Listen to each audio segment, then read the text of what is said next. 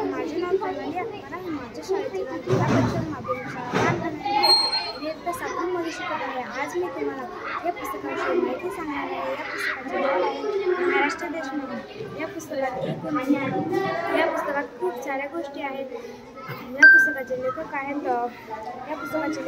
पाटीघर. या पुस्तकात खूप छान छान गोष्टी आहेत आणि आमच्या शाळेत एक ग्रंथालय आहे. त्यामध्ये या प्रकारची सर्व पुस्तके आहेत. त्या पुस्तकाचे नाव मी तुम्हाला सांगते. माणसं टिकली जातात त्याचे लेखक आहेत बाबा भांड. लोक कशाने होतात त्याचे लेखक आहेत दीपक खंडागळे. पटकी या पुस्तकाचे लेखक आहेत असे अनेक पुस्तके आहेत. त्यानंतर आता आपण या पुस्तकाविषयी माहिती सांगणार आहे. या पुस्तकात आपण जेव्हा जन्मलो नव्हतो तेव्हा आपल्या मागारी खूप माणसांनी महान कामे केली होती. आपल्याला देश स्वतंत्र करून दिला होता. जेव्हा आपण गुलामीमध्ये होतो तेव्हा आपल्याला खूप साऱ्या लोकांनी महाराष्ट्र आणि भारत देशाला गुलामीमुक्त केले. त्यानंतर आपण महाराष्ट्रात जन्मलो. त्याच्या अंगखांद्यावर खेळलो. आपला देश खूप महान आहे हे कुणालाही माहीत नव्हते. आपला देश हा खूप मोठा आहे.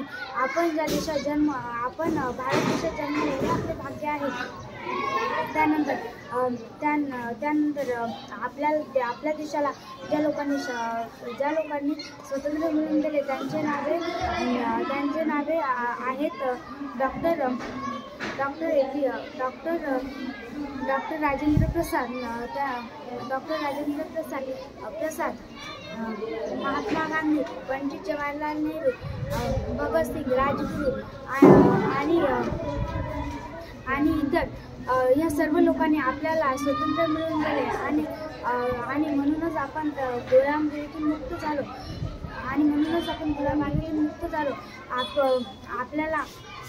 आपल्याला आपल्या देशावर गर्व असायला पाहिजे, कारण आपण खूप मोठं कार्य केलं आहे.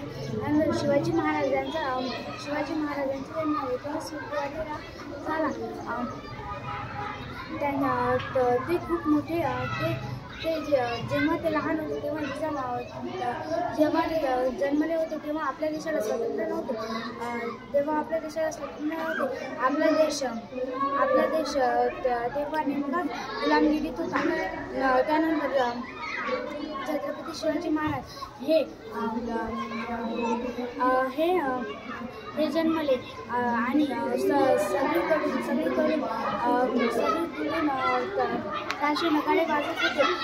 आणि त्यानंतर जिजामातीने एक पुत्री जन्माला आणला. त्याचे नाव शिवाजी पडले.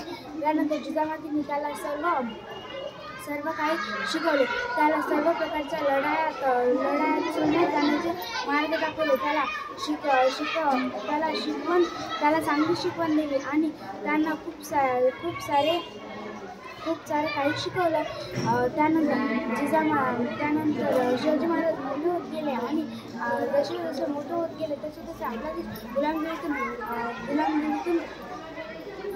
आपला देश गुलामगिरीतून मुक्त होत गेला. त्यानंतर शिवाजी महाराज मोठे झाले आणि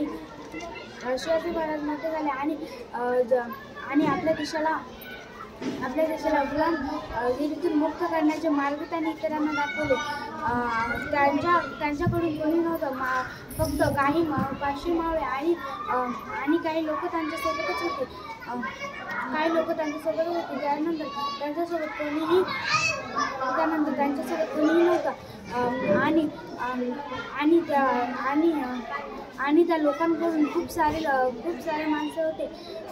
तरी शिवाजी महाराजांनी हार मानली नाही आणि ते लढतच राहिले. एके दिवशी तानाजी मालुसरे यांच्या पुत्राचे लग्न होते. तरीही शिवाजी मालुसरे यांच्या पुत्राचे लग्न होते. ते शिवाजी महाराजांना आमंत्रण देण्याकरिता त्यांच्या किल्ल्यावर आले. शिवाजी महाराजांचा जन्म शिवनेरी किल्ल्यावर झाला. आमंत्रण देण्यासाठी आले, पण शिवाजी महाराज म्हणाले, मला आपल्या देशाला मुक्त करायचे आहे, त्यामुळे मी तुमच्या मुलाच्या लग्नाला येऊ शकणार नाही. तेव्हा तानाजी मालुसरे म्हणाले, आपला देश मुक्त करणं माझ्यासाठी कोणतंही दुसरं काम नाही. मला तेच काम करायचं आहे आणि मी दुसरं काम करू शकणार नाही.